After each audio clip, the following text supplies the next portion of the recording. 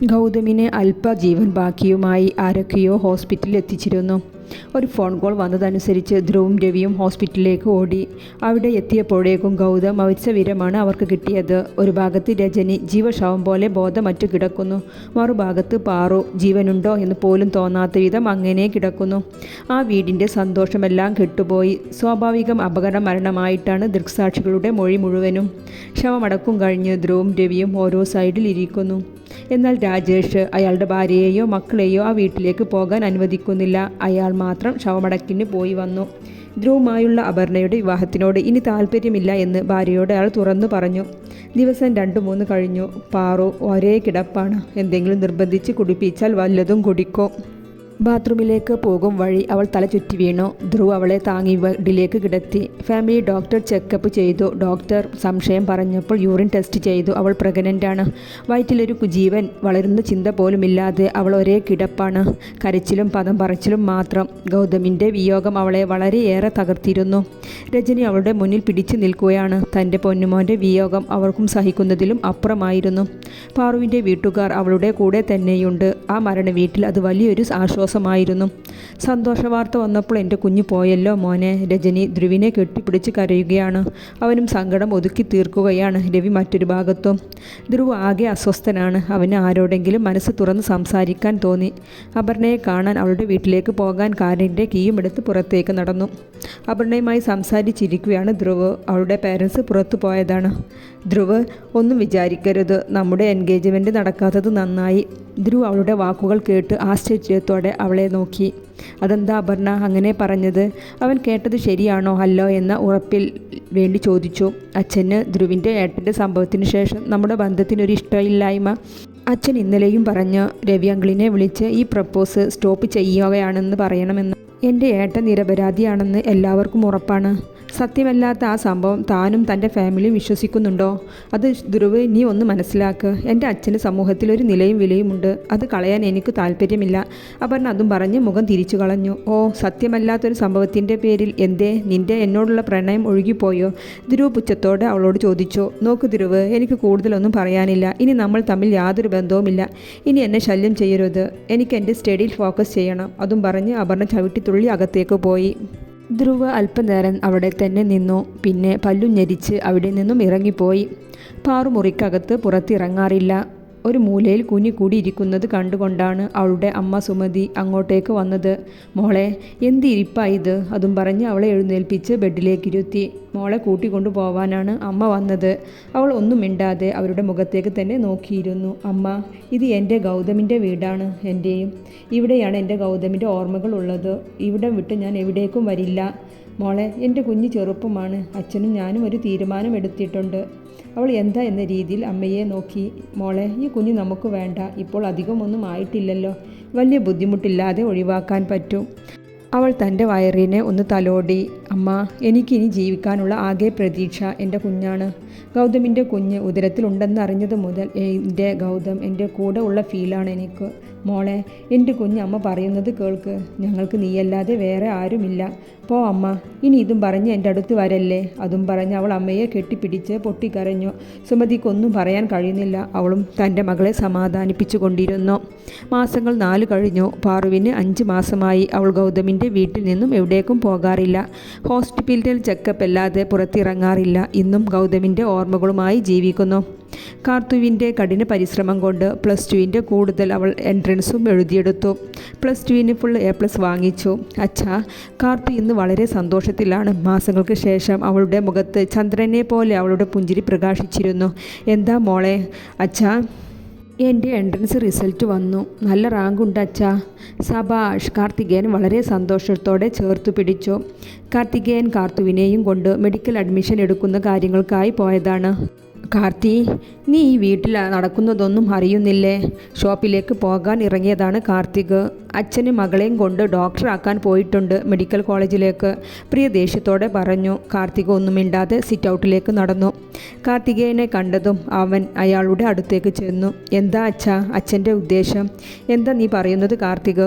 അവളെ കോളേജിൽ വിടുന്ന കാര്യം തന്നെ. അവളെ കല്യാണം കഴിപ്പിക്കാൻ നോക്കുക അച്ഛാ. അവൾ ചീത്തപ്പേരുണ്ടാക്കിയതൊന്നും അച്ഛൻ ഓർമ്മയില്ലേ? കാർത്തി, നിന്റെ പെങ്ങളല്ലേ അവളോട് ക്ഷമിക്ക് നീ. അവൻ അതിന് ശ്രദ്ധ കൊടുക്കാതെ വീണ്ടും പറയുകയാണ്, അവളെ വിവാഹം കഴിപ്പിച്ച് അയക്ക്. എന്നിട്ട് കളക്ടറോ ഡോക്ടറോ ആവട്ടെ, അത് ഭർത്താവിൻ്റെ വീട്ടിൽ വെച്ച്. ഇനിയും ആണുങ്ങളുടെ കൂടെ പോവില്ല എന്ന് എന്താ ഉറപ്പ്? അവൻ ദേഷ്യത്തോടെ പറയുകയാണ്. ആയിക്കോട്ടെ, അവളെ ഞാൻ കല്യാണം കഴിപ്പിച്ചയക്കാം. നിൻ്റെ അടുത്ത് പറ്റിയ വല്ല കാര്യവുമുണ്ടോ? അന്ന് ശങ്കരമാമ ഒരു കാര്യം കൊണ്ടുവന്നല്ലോ. അന്ന് അവൾക്ക് പ്രായമായില്ല എന്നായിരുന്നല്ലേ? ഇന്ന് വിവാഹം കഴിപ്പിക്കാനുള്ള പ്രായമൊക്കെ ആയില്ലേ? പിന്നെ വലിയ കുടുംബത്തിലെ തന്നെ വേണമെങ്കിൽ അവൾക്ക് കല്യാണമേ ഉണ്ടാവില്ല. നല്ല കുടുംബത്തിലെ വല്ല ചെക്കന്മാരും വരുമോ ഇവളെ പോലെയുള്ളവളെ കല്യാണം കഴിക്കാൻ? കാർത്തിക് വായിൽ തോന്നിയതെല്ലാം പറഞ്ഞു അവിടെ നിന്നും പോയി. കാർത്തു നിർവികാരത്തോടെ ഇതെല്ലാം കേട്ടു നിൽക്കുന്നുണ്ടായിരുന്നു ഒരു മുറിക്കപ്പുറം. അച്ഛാ, മോള് കോളേജിൽ പോകാൻ റെഡിയായി ഇറങ്ങിയോ? കാർത്തികേയൻ കുറച്ച് കാശെടുത്ത് അവൾക്ക് നേരെ നീട്ടി. വേണ്ട അച്ഛാ, എൻ്റെ കയ്യിൽ അച്ഛൻ തന്ന ക്യാഷുണ്ട്. വലിയ കോളേജിൽ പോവല്ലേ എൻ്റെ കുട്ടി. നല്ല ഡ്രസ്സൊക്കെ ധരിച്ച് വേണം പോകാൻ. അയാൾ അവളുടെ തലയിൽ തലോടിക്കൊണ്ട് പറഞ്ഞു. അച്ഛൻ്റെ മോൾ നന്നായി പഠിക്കണം. ആഗ്രഹം പോലെ ഡോക്ടറായി അച്ഛന് കാണണം. ഈശ്വരൻ എൻ്റെ കുഞ്ഞിനെ രക്ഷിക്കട്ടെ. അയാൾ അവളെ തലയിൽ കൈവച്ച് അനുഗ്രഹിച്ചു. അവൾ നിറഞ്ഞ സന്തോഷത്തോടെ കോളേജിലേക്ക് പുറപ്പെട്ടു. ദിവസങ്ങൾ പലത് കഴിഞ്ഞു. പാറുവിന് ഡേറ്റ് അടുത്തിരിക്കുവാണ്. ഗൗതമിൻ്റെ വീട്ടിൽ നിന്ന് സ്വന്തം വീട്ടിലേക്ക് പോലും പോവാറില്ല. ധ്രുവും രവിയും രജനിയും പാറുവിൻ്റെ പേരൻസുമെല്ലാം ലേബർ റൂമിൻ്റെ മുന്നിൽ അക്ഷമയോടെ ഇരിക്കുകയാണ്. നീല ടർക്കിയിൽ പൊതിഞ്ഞ കുഞ്ഞിനെയും കൊണ്ട് നേഴ്സ് പുറത്തേക്ക് വന്നു. ആൺകുഞ്ഞാണ്. രവി കുഞ്ഞിനെ വാങ്ങി. ഗൗതമിനെ കൊത്തിവെച്ച മുഖം. കുഞ്ഞിൻ്റെ മുഖം കണ്ടതും എല്ലാവരുടെയും ഉള്ളം വിങ്ങിപ്പോയി. പാറുവിനെ വൈകുന്നേരം റൂമിലേക്ക് കൊണ്ടുവന്നു. കുഞ്ഞിനെ കണ്ടതു മുതൽ ഒരേ കരച്ചിലാണ്. ഡിസ്ചാർജ് ദിവസം പാറുവിൻ്റെ അമ്മ അവളുടെ വീട്ടിലേക്ക് കൊണ്ടുപോകാൻ ഒരുപാട് ശ്രമിച്ചു. അവൾ ഗൗതമിൻ്റെ വീട്ടിൽ നിന്നും എവിടേക്കുമില്ല എന്ന ഒറ്റ വാശിയിലായിരുന്നു. ഇത് കണ്ടോ രവിയേട്ട? അപർണയുടെ വെഡ്ഡിംഗ് കാർഡ് പോസ്റ്റ് വഴി വന്നതാണ്. രജനി പറഞ്ഞുകൊണ്ട് കാർഡ് രവിക്ക് നീട്ടി. അടുത്തിരുന്നിരുന്ന ധ്രുവ് അത് വാങ്ങിച്ച് ഒന്ന് നോക്കുക പോലും ചെയ്യാതെ വേസ്റ്റ് ബിന്നിലേക്ക് ഇട്ടു. അമ്മ എന്തിനാ ഇത്ര സങ്കടപ്പെടുന്നേ? അവരുടെ മനസ്സ് ഇങ്ങനെയെങ്കിലും മനസ്സിലാക്കാൻ പറ്റിയില്ലേ? ഏട്ടനെ പഴിചാരിയ അവരുമായി ഒരു ബന്ധമില്ലാത്തത് തന്നെ നല്ലത്. ധ്രുവ്, നീ അമേരിക്കയിൽ പോയി സ്പെഷ്യലൈസ് ചെയ്യ്. നിൻ്റെ പഠനം പൂർത്തിയാക്കി സ്വന്തം കാലിൽ നിൽക്ക്. എനിക്കിനി നിന്നെക്കൊണ്ടേ പ്രതീക്ഷയുള്ളൂ. പിന്നെ ഒരു കാര്യം കൂടി, നമ്മൾ ഇവിടെ നിന്നും പോകുന്നു. രവിയേട്ടാ, എന്തൊക്കെയാ ഈ പറയുന്നത്? ഞാൻ എവിടേക്കുമില്ല. എൻ്റെ മോൻ്റെ ഓർമ്മകളുള്ള ഇവിടം വിട്ട് എവിടേക്കുമില്ല. രജനി കരഞ്ഞുകൊണ്ട് പറഞ്ഞു. ഞാൻ ഇവിടെ നിന്നും പോകാൻ ഉറപ്പിച്ചു. അതും പറഞ്ഞ് രവി അവിടെ നിന്നും എഴുന്നേറ്റു പോയി. പാറു തൻ്റെ കുഞ്ഞിൻ്റെ മുഖത്തേക്ക് നോക്കി അവിടെ ഇരിക്കുന്നുണ്ട്. രവിയുടെ വീട്ടിൽ രാത്രി ഭക്ഷണം കഴിച്ചു കൊണ്ടിരിക്കുകയാണ്. ഗൗതമിൻ്റെ മരണശേഷം ആ വീട് ശോകമൂകമായ അന്തരീക്ഷമാണ്. ഞാൻ നാളെ രാവിലെ അമേരിക്കയിലേക്ക് പോകുകയാണ്. എന്താ ധ്രുവ്, ഇവിടെ ആരോടും ഒന്നും അറിയിക്കാതെ?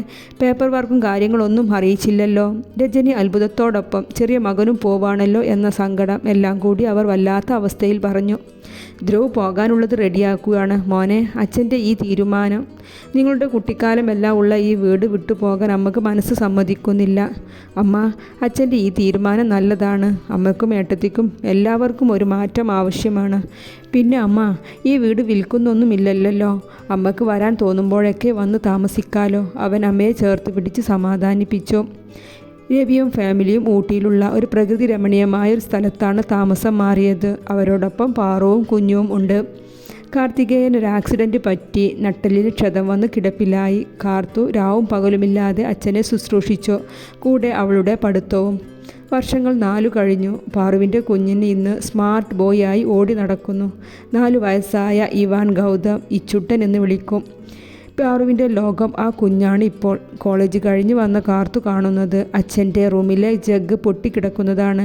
അവൾ അച്ഛൻ്റെ അടുത്തേക്ക് ഓടിച്ചെന്നു. അച്ഛാ, എന്താ പറ്റിയേ? വെള്ളം കുടിക്കാൻ നോക്കിയപ്പോൾ അയാൾ ഒരുവിധം ചുണ്ടനക്കിക്കൊണ്ട് പറഞ്ഞു. അവൾ അവിടെ എല്ലാം ക്ലീൻ ചെയ്ത് അച്ഛന് ഭക്ഷണം നൽകി. ഏട്ടത്തി, അവൾ ദേഷ്യത്തോടെ ഏട്ടത്തിയെ വിളിച്ച് അകത്തളത്തിലെത്തി. എന്തിനാ നീ ഇങ്ങനെ കാറി വിളിക്കുന്നത്? പ്രിയ കാലി തുള്ളി ചോദിച്ചു. അച്ഛന് ഇന്ന് ഭക്ഷണമൊന്നും കൊടുത്തില്ലേ? ഒരു തുള്ളി വെള്ളം കുടിക്കാതെ കിടക്കുമായിരുന്നു ഈ നേരം വരെ. ഏട്ടത്തി കിടക്കൊന്ന് പോയി നോക്കിക്കൂടെ? ഓ, ഒരു വലിയ ഡോക്ടറമ്മ വന്നിരിക്കുന്നു. എനിക്കൊന്നും വയ്യ. ഇവിടെയുള്ള ജോലികൾ തന്നെ ഉണ്ട് വേണ്ടുവോളം. അവൾ മുഖം കൂട്ടി പറഞ്ഞു. ഞാൻ ഏട്ടത്തിയോട് അച്ഛനെ ഊട്ടാനൊന്നുമല്ല പറഞ്ഞില്ലല്ലോ. ഒന്ന് ശ്രദ്ധിക്കണമെന്നല്ലേ പറഞ്ഞുള്ളൂ. ആ പയ്യനെവിടെ? ഓ, അവനെ ഞാൻ പറഞ്ഞു വിട്ടു. അവൻക്കൊരു കള്ള ലക്ഷണമുണ്ട്. ഏട്ടത്തി, വലിയ കഷ്ടമുണ്ട് കേട്ടോ. ഇത് ഇപ്പോൾ എത്രാമത്തെ ആളെയാ കൊണ്ടുവരുന്നത്? ഏട്ടത്തി ഓരോ കാരണം പറഞ്ഞു വിടും. അതപ്പോൾ നന്നായേ. മാസാമാസം കുറച്ചൊന്നും കൊടുത്താൽ പോരല്ലോ. അതിന് ഏട്ടത്തിക്ക് എന്താ ഇത്ര പ്രയാസം? അച്ഛൻ്റെ പണമല്ലേ, അച്ഛൻ്റെ ആവശ്യത്തിന് ഉപയോഗിക്കാം. ഓ, അച്ഛൻ്റെ പണം. അതെ, അയാൾ കിടപ്പിലായിട്ട് വർഷം 4-5 എൻ്റെ ഭർത്താവിൻ്റെ ചോരയും നീരുമാണ് ആ പണം. അവൾ കത്തിക്കയറുകയാണ്. ഇതിനോടൊന്നും പറഞ്ഞിട്ട് കാര്യമില്ല എന്ന് തോന്നി കാർത്തു പിന്നെ ഒന്നും പറയാതെ അവിടെ നിന്നും പോയി.